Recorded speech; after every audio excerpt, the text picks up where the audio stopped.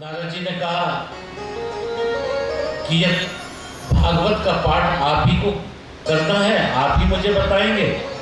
सभी वहां से आनंद घाट की ओर चले।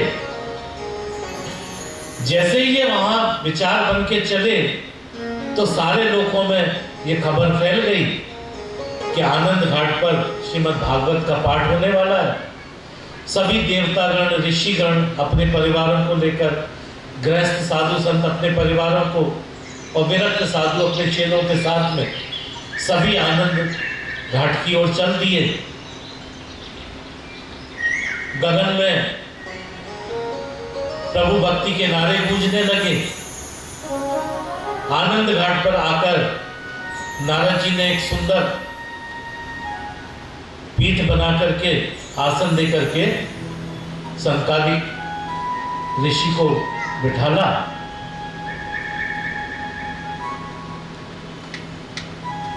संकालिक ऋषि ने जैसे ही भागवत के महात्मा का पहला श्लोक किया, जैसे ही गुणगान शुरू किया, उसी समय एक आश्चर्य हुआ। वहां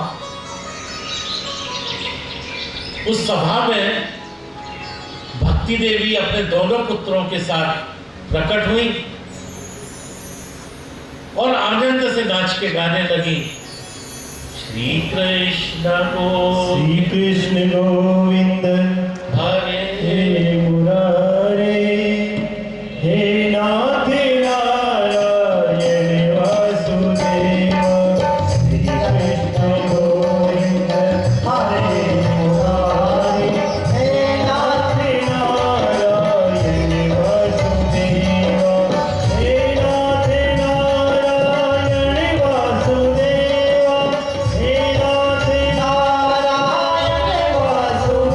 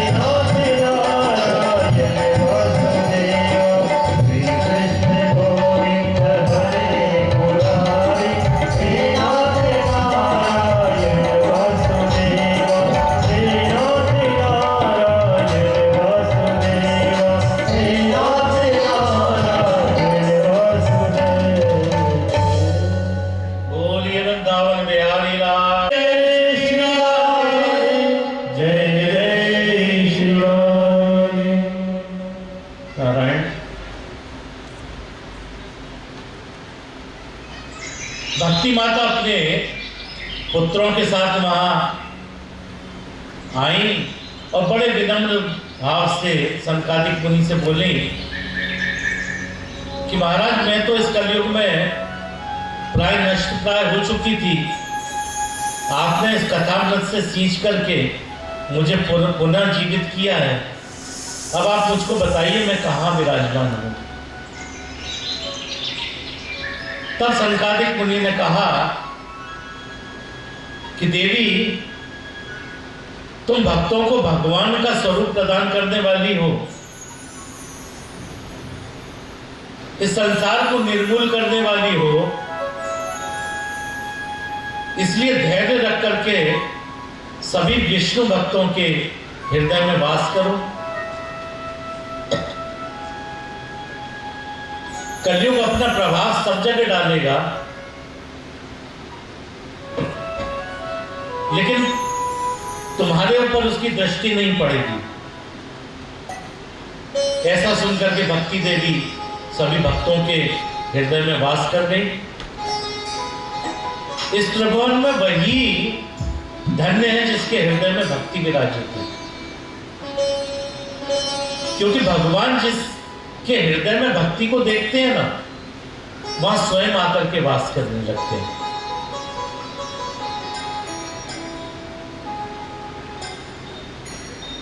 भक्ति का वहां वास देख करके भगवान भक्तवत्सल अपना धाम छोड़ करके वहां आए।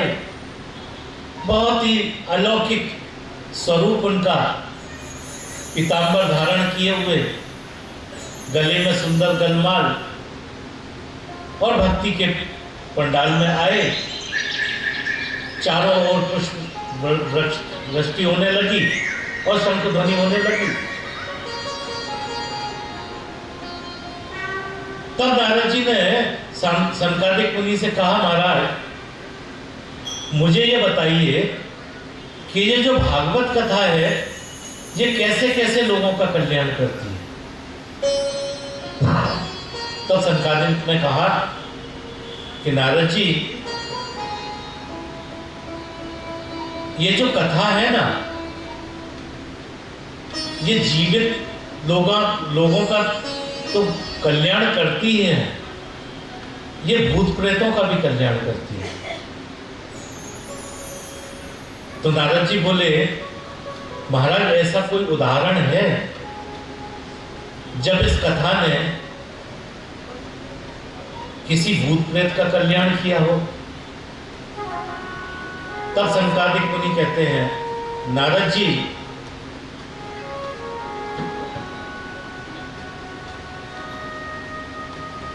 तुंगभद्रा नदी के किनारे एक नगर था।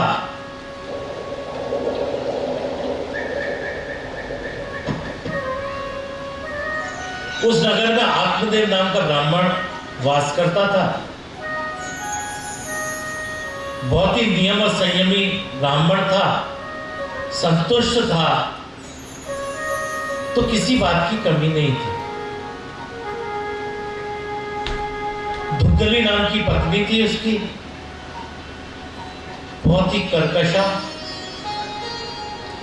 जब तक दो चार लोगों से लड़ नहीं लेती थी, उसका भोजन हजम नहीं होता था। किंतु ब्राह्मण को उससे भी कोई कष्ट नहीं था। कष्ट था तो केवल एक, कि उसको संतान नहीं थी। एक दिन ये ब्राह्मण बहुत ज्यादा दुखी हुआ, तो आत्मदाह का मन करके घर से निकल पड़ा। दिन भर भटकता रहा। दोपहर का सूरज जब ऊपर आया तो अत्यंत थकान महसूस करने लगा। तो एक सरोवर के किनारे एक जल पी करके एक वृक्ष के नीचे बैठ गया। अब आत्महत्या सोचना तो बहुत आसान काम है, करना इतना आसान नहीं है। तो जो दुविचारों में बैठा हुआ और सोचते सोचते अपने ऊपर ही इसको रोना आ गया तो ब्राह्मण बैठा हुआ वृक्ष के नीचे जब रो रहा था, तभी वहां से एक संत निकल के जा रहे थे। वृक्ष के नीचे ब्राह्मण को रोता हुआ देखा तो संत को लगा ज्ञानी ब्राह्मण है, शायद प्रभु के विछोह के कारण इसको कष्ट है, तो चलकर इसकी को सहायता कर देते हैं। जब ये संत ब्राह्मण के पास आए तो उन्होंने संत से पूछा कि हे ब्राह्मण देवता, क्या कारण है, आप क्यों रो रहे हो? ब्राह्मण तो दुखी बैठा ही था। महाराज बोला, महाराज क्या दुख बताऊं मैं आपको, एक ही कष्ट है जो मुझे खाया जा रहा है। मैं जब अपने पूर्वजों को जल देता हूं ना, तो वो मुझसे प्रश्न करते हैं कि तेरे बाद मुझे जल कौन देगा, हमारा तर्पण कौन करेगा। आंगन में जो गाय बांध रखी है ना, उसके भी कोई बछड़ा नहीं होता। तुलसी को के वृक्ष को जब मैं जल देता हूं तो वो भी सूख जाता है। जो वृक्ष मैंने लगाए हैं वो फल नहीं देते। इन्हीं कष्टों से पीड़ित हूं। संत ने समझाया, ब्राह्मण देवता आप तो ज्ञानी हो, क्या संतान संतान का दुख लगाए हो।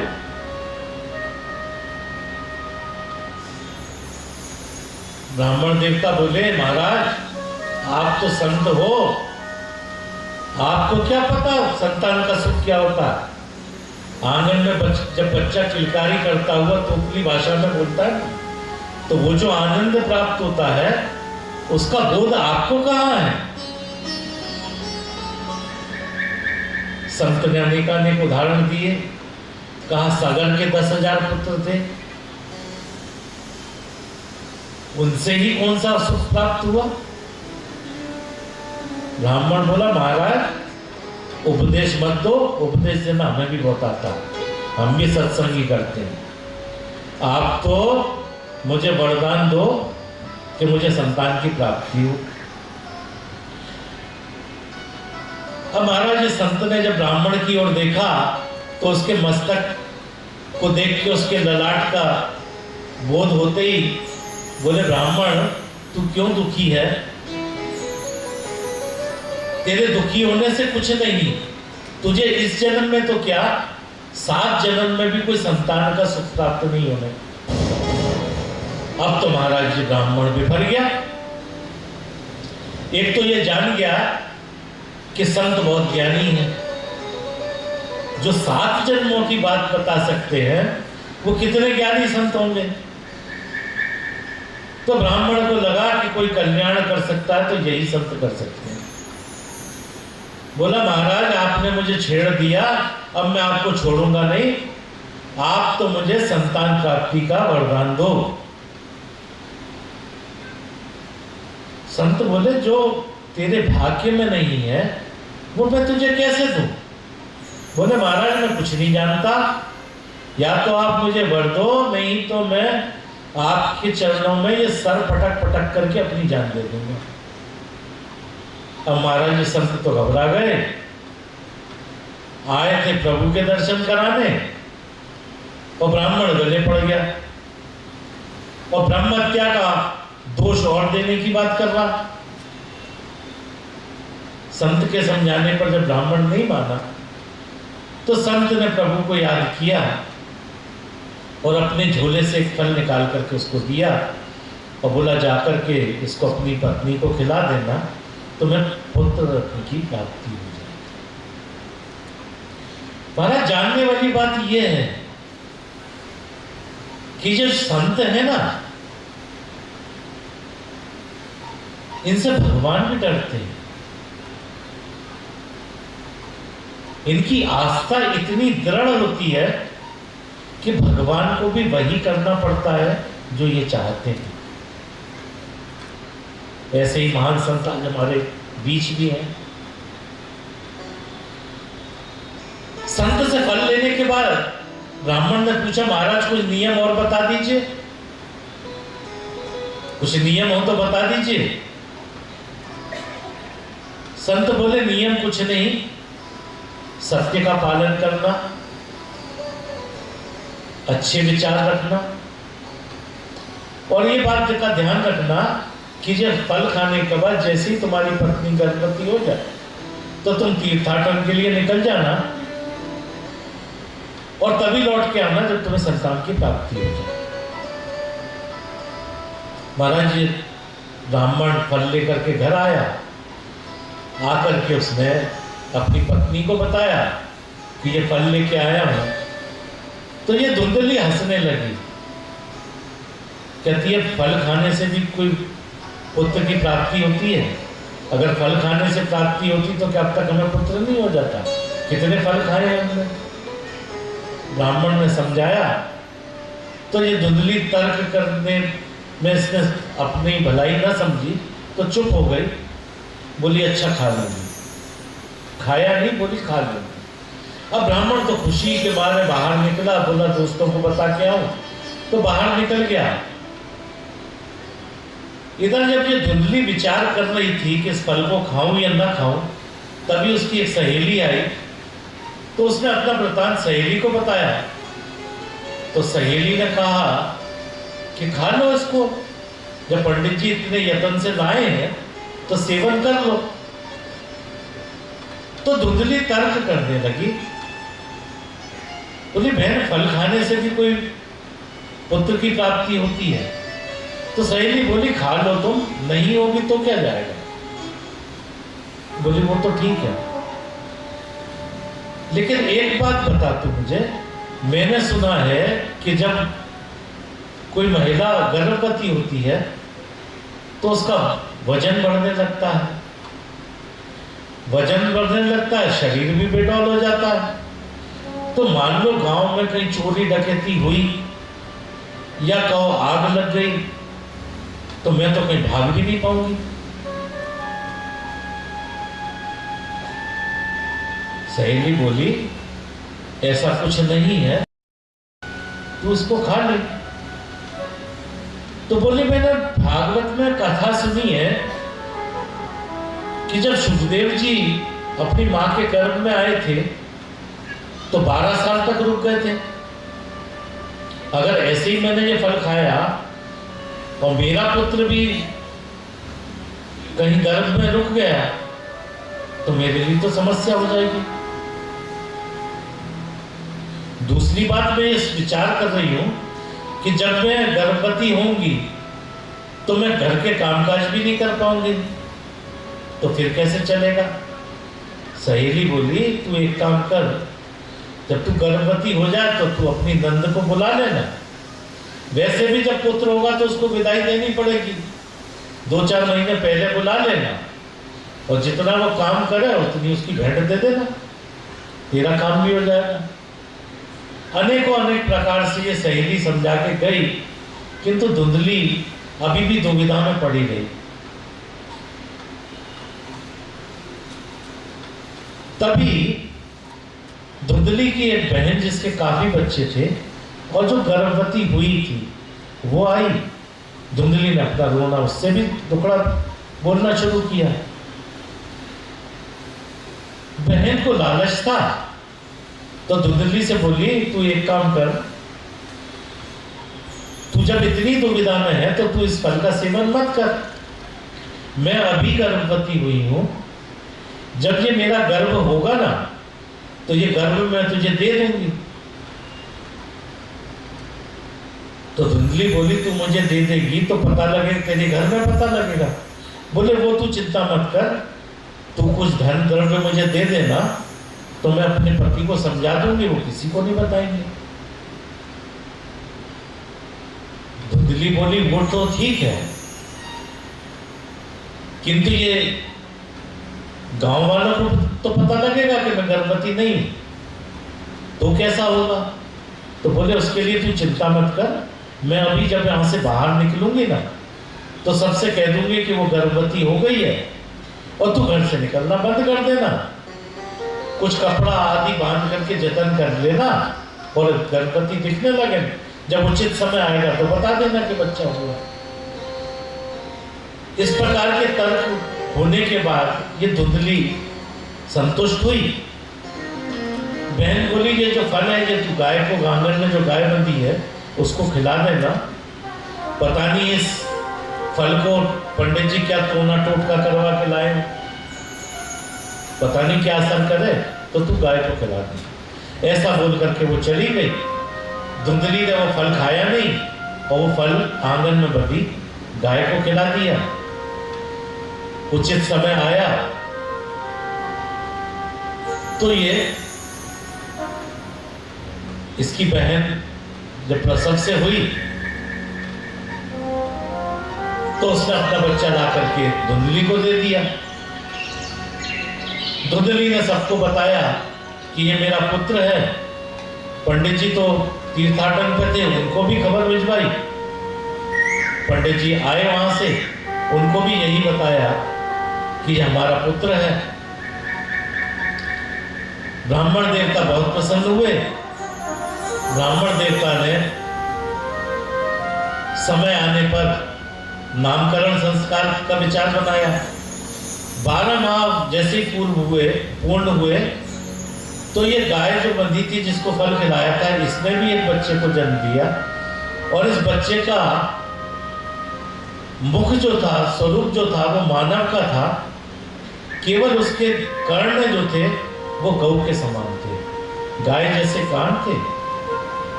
उचित समय पर ब्राह्मण देवता ने नामकरण प्रारंभ किया तो ये गाय के पुत्र का नाम रखा गौकर्ण।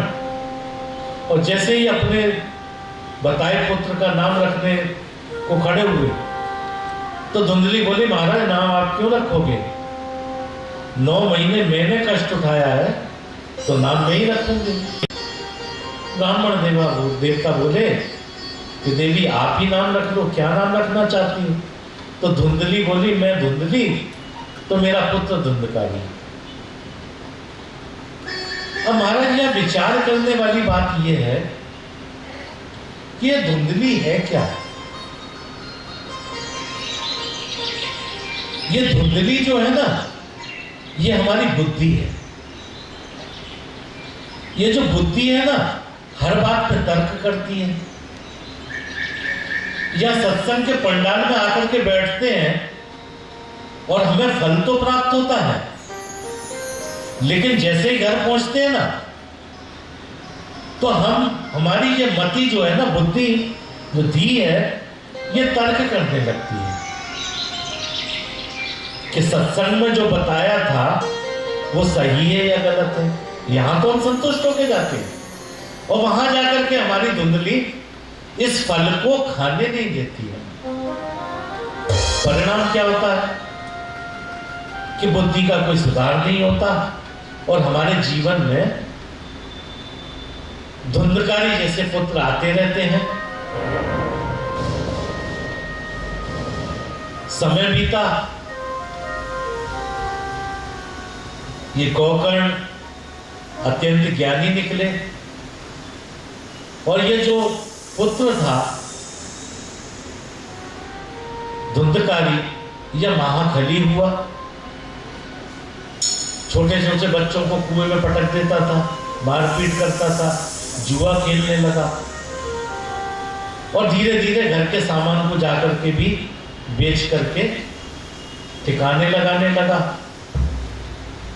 धीरे धीरे पंडित जी को भी पता लगा,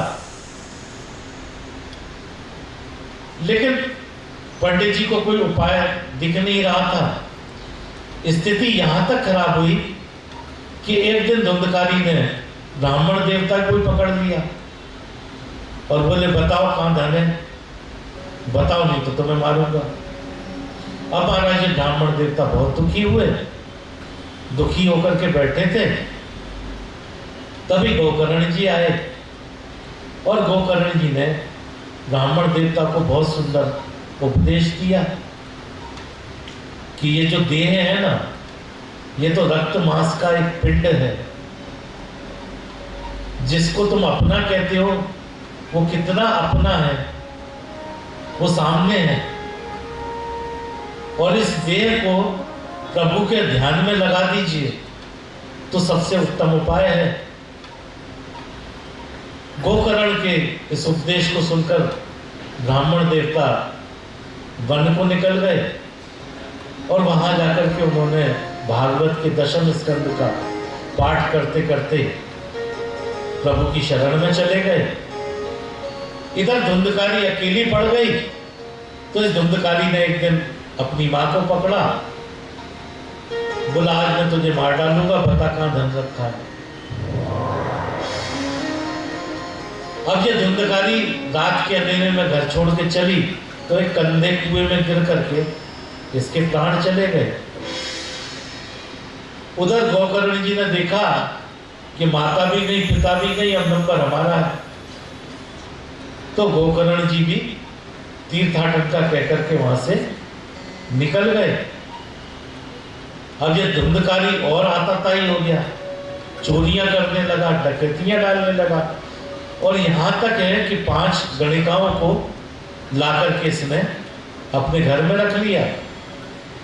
अब ये गणिकाएं जो कहती थी वो धुंधकारी करता था, शराब का व्यसन, जुए का व्यसन। एक दिन धुंधकारी बहुत सा सामान लूट करके लाया तो इन गणिकाओं को बड़ा आश्चर्य हुआ। उन्होंने धुंधकारी से पूछा कहां से लाए हो? तो धुंधकारी ने बताया कि आज राजा के कोष में डाका डाल के लाया हूं। अब इन गणिकाओं ने सोचा कि धन तो बहुत है, अब राजा के लोग पीछे पीछे आएंगे, ये पकड़ा जाएगा, हमारा नाम भी ले सकता है, तो खतरा है और पैसा काफी हो गया, क्यों ना इसको मार करके निकला जाए। इन गणिकाओं ने धुंधकारी को पकड़ा और रस्सियों से बांध दिया, उसके मुंह में आग के जलती हुई तपती हुई आग के शोले डाले और बड़ा तड़पते हुए धुंधकारी ने प्राण त्यागे। ये जो गणिकाएं हैं ये सारा धन लेकर के गायब हो गई। सबको बताया कि धुंधकारी बाहर गया है और ये वहां से गायब हो गई। महाराज ये 5 गणिकाएं कौन है? ये 5 गणिकाएं जो है ना, ये हमारी इंद्रियां है, विषय का भोग है, मांगती ही रहती है। आंखों को सुंदर देखने के लिए चाहिए, इस रचना को स्वादिष्ट व्यंजन चाहिए, इन कानों को अच्छा सुनने को चाहिए, जीवन भर हमसे मांगती तो रहती है। और जब ये हमारा शरीर जर्जर हो जाता है तो हमें छोड़ के चली जाती है।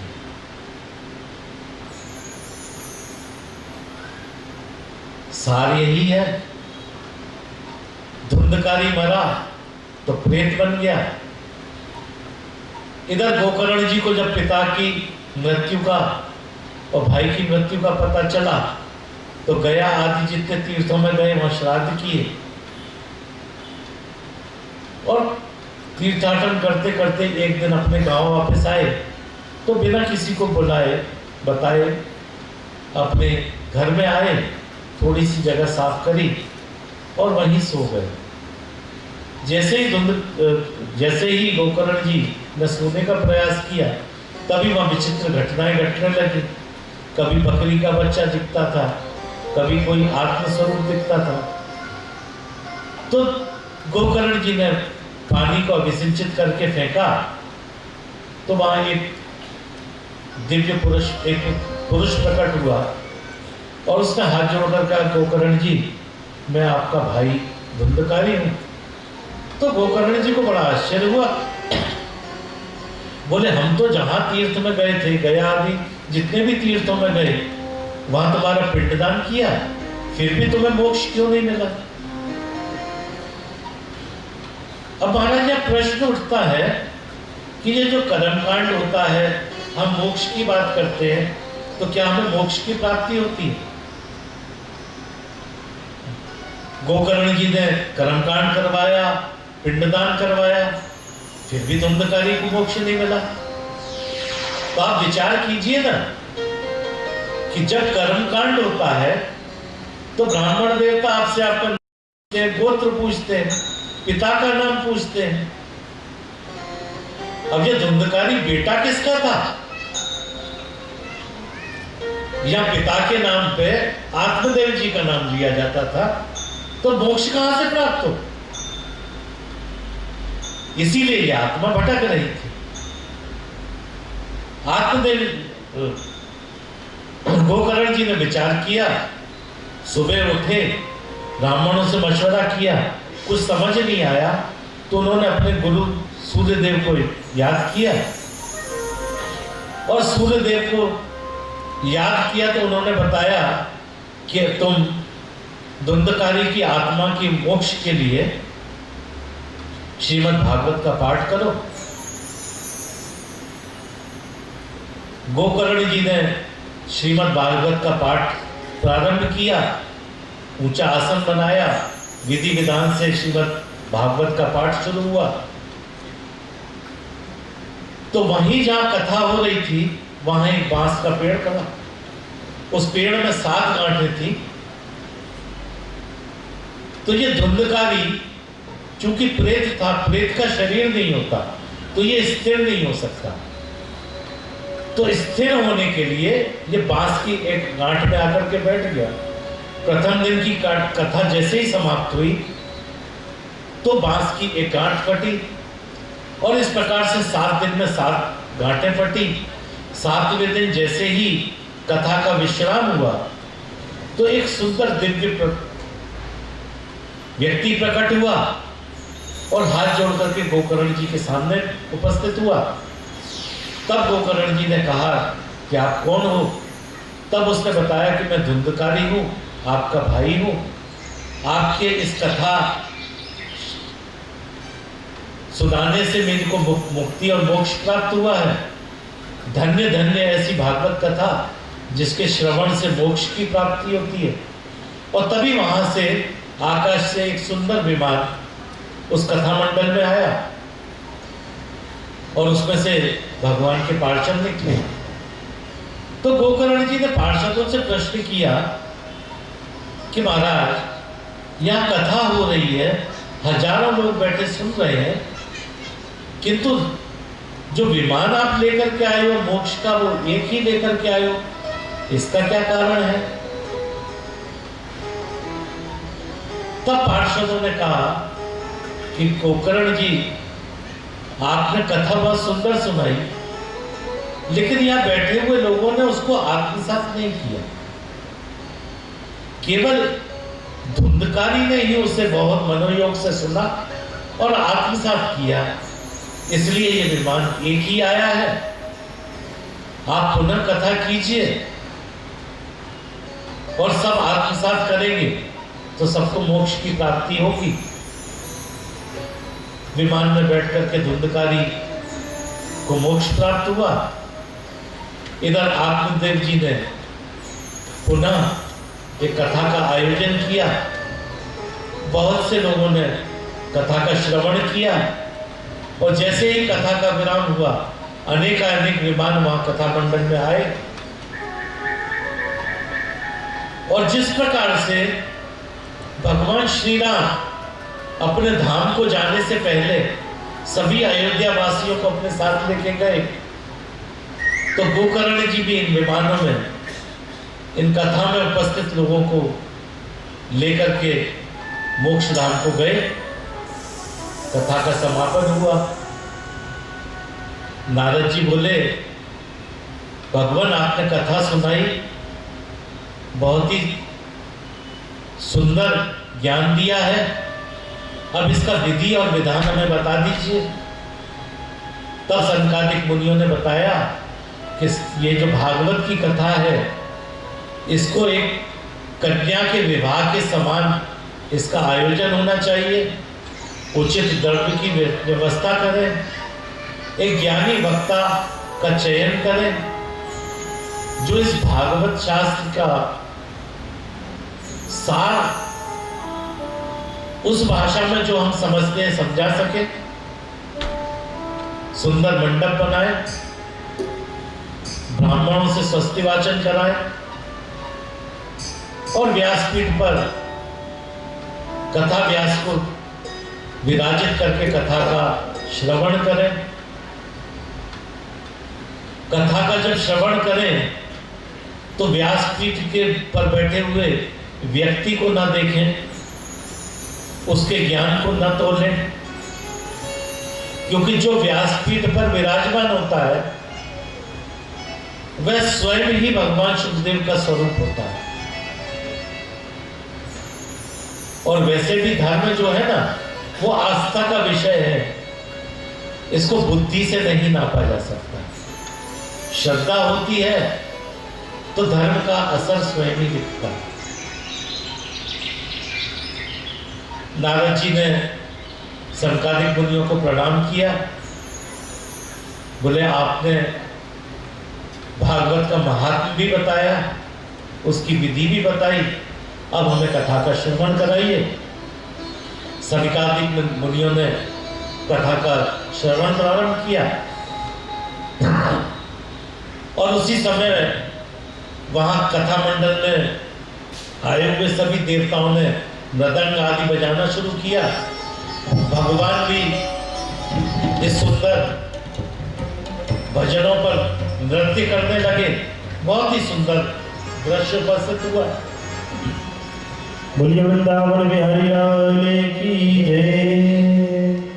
हे मुरारी हे नाथ नारायण वासुदेव कृष्ण गोविंद हरे मुरारी हे नाथ नारायण वासुदेव हे नाथ नारायण वासुदेव हे नाथ नारायण वासुदेव हे नाथ नारायण वासुदेव हे नाथ नारायण वासुदेव कृष्ण गोविंद हरे मुरारी हे नाथ नारायण वासुदेव कृष्ण गोविंद हरे मुरारी हे नाथ नारायण वासुदेव।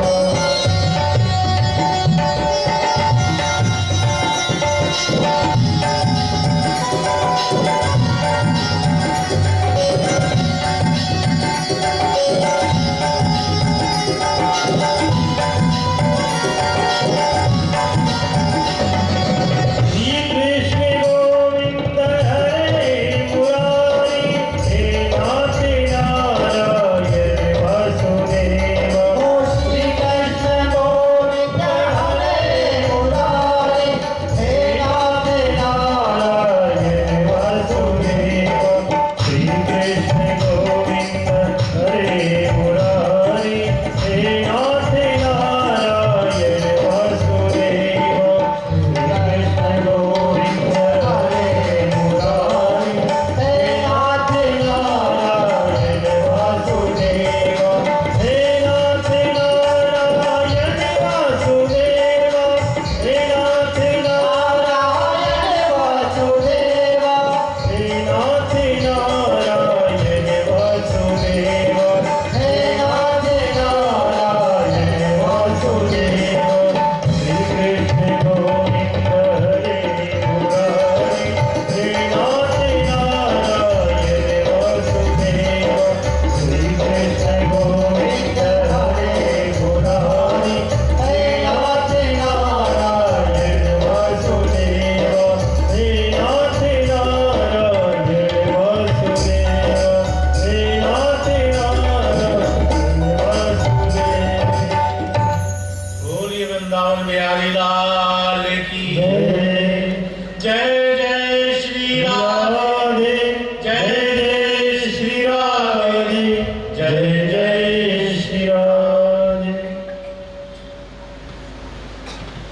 ऐसा अलौकिक कीर्तन देख करके भगवान प्रसन्न हो गए और भगवान ने कहा कि मैं तुम्हारी इस कथा और कीर्तन से बहुत प्रसन्न हूं और तुम्हारे इस भक्ति भाव को देख करके मैं आप सब लोगों के वश में हो गया हूं।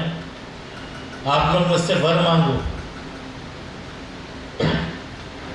अब भगवान के ऐसे वचन सुन करके सभी बहुत प्रसन्न हुए। तो बोले भगवान हमारी यह अभिलाषा है कि भविष्य में जहां भी ये भागवत सप्ताह हो वहां आप अपने पार्षदों के सहित अवश्य पधारो। आप केवल हमारा ये मनोव्रत पूर्ण कर दीजिए। भगवान ने तथास्तु कहा और अंतर्ध्यान हो गए। वहां से सभी लोग जो कथा सुनने आए थे आनंदित हुए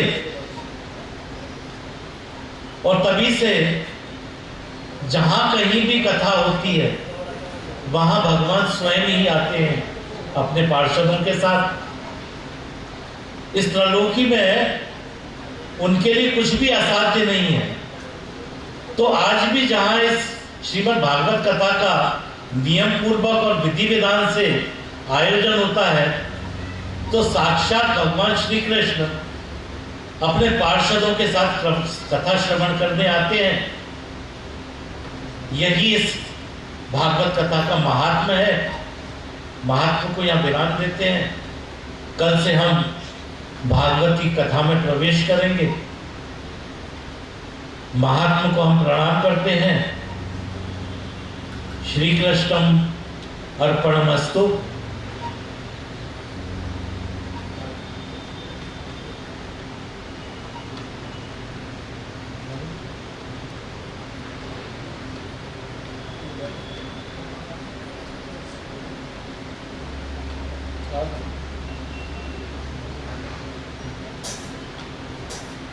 આજે રાત્રે 9 વાગે રામ દરબાર તરફથી ભજનની સંધ્યા રાખવામાં આવેલી છે તો બધાએ 9 વાગે પધારવાનું છે। ભજન સંધ્યા બહુ સુંદર છે અને બહુ આનંદ આવશે। ગઈકાલે પણ અમે ભજન સંધ્યા રાખેલી હતી। જેટલી અમે આયોજન પ્રમાણે જે ભજન સંધ્યા રાખીશું તો આગળ તમને જણાવવામાં આવશે। આજે તમે સુખદેવજી મહારાજ અત્યારે તમે જોઈ રહ્યા છીએ તે આપણા વૃંદાવનથી મહારાજ આવેલા છે। परमेश्वर महादेव एमना माटे जरा जोरदार ताली पाडजो। खरेखर बहुत मेहनत थी एमने सुखदेवजी महाराज ने तैयार कर्या छे अने एमने आबेहूब रूप आप्युं छे। बदल खूब खूब धन्यवाद। श्रीमद् भागवत महापुराण की तिथि दिवस की संध्याकालीन बेला की आरती प्रारंभ होने जा रही है। सभी भक्तजन अपने स्थान पर खड़े हो प्रेम से प्रभु की पावन आरती उतारे।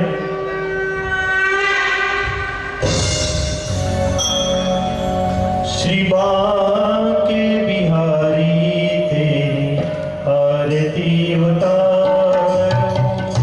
बांके बिहारी तेरी आरती उतारो। श्याम सुंदर तोरी आरती उतारो। श्याम सुंदर तोरी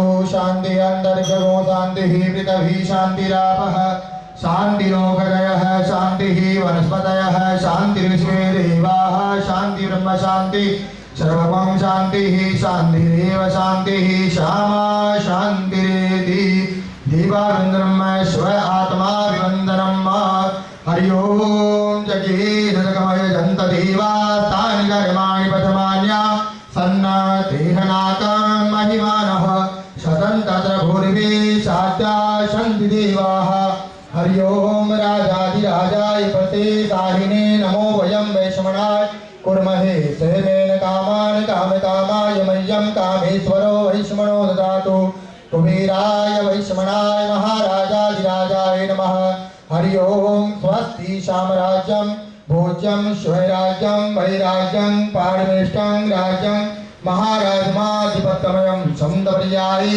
शास्त्रभौम सर्वाणि घंटागात् परागात् पृथ्वी समुद्रपर्यन्ताया एकराडिति प्रत्येकश्लोको अभिगीतो मृतः परिनिष्ठारो मृतस्यावसङ्ग्रे आहितस्य कामर्भे विश्वे देवा सभासदैति सेवन्ते कावकुलचम्पकपाटिलाब्जे पूर्णागजातिकरबिल्वरताल पुष्प बिलव प्रभाल तुलसी दलमञ्जरेभि त्वां पूजयामि जगदीश्वर मे प्रसिद्ध नाना सुगंधि पुष्पाणि यथा कालोद्भवानि च पुष्पांजलि मया दत्त्वा क्रियाण परमेश्वर श्री भागवत महापुराणाय नमः प्राणपुष्पोत्तमाय नमः मंत्र पुष्पांजलिं समर्पयामि।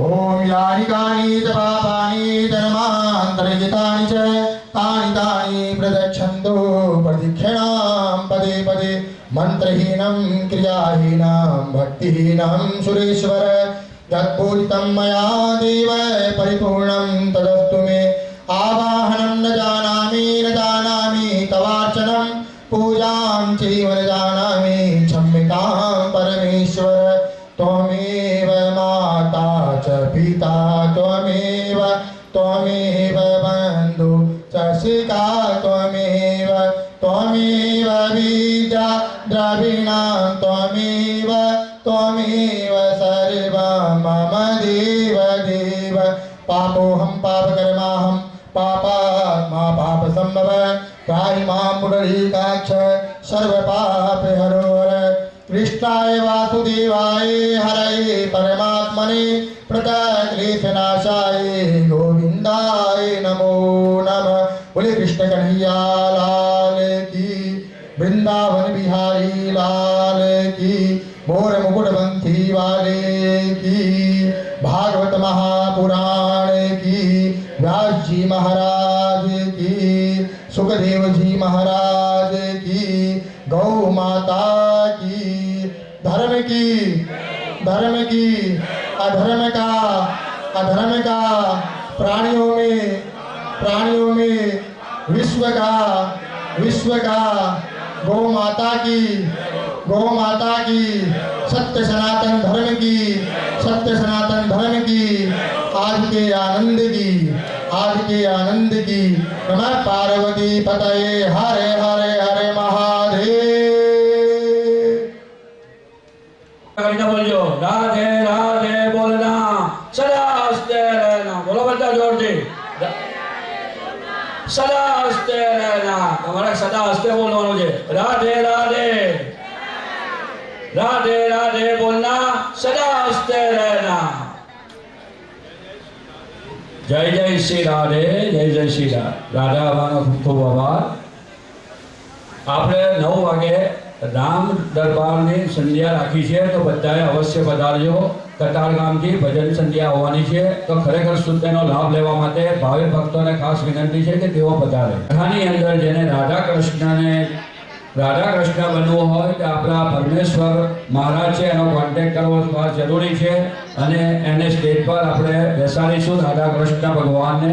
તો જે કોઈને એને રૂપ લેવું હોય આબેહૂબ તો તેઓ પરમેશ્વર મહારાજને નામ નોંધાવે।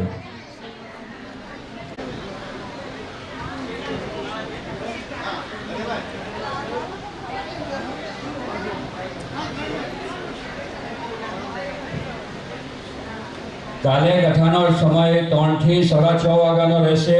સમયસર કથા ચાલુ થઈ જશે. તો ભાઈઓ તથા બહેનોને ભાવિક ભક્તોને વિનંતી કે તેઓ સમયસર હાજર આવી આગળની સીટ લેવા મહેરબાની કરશો.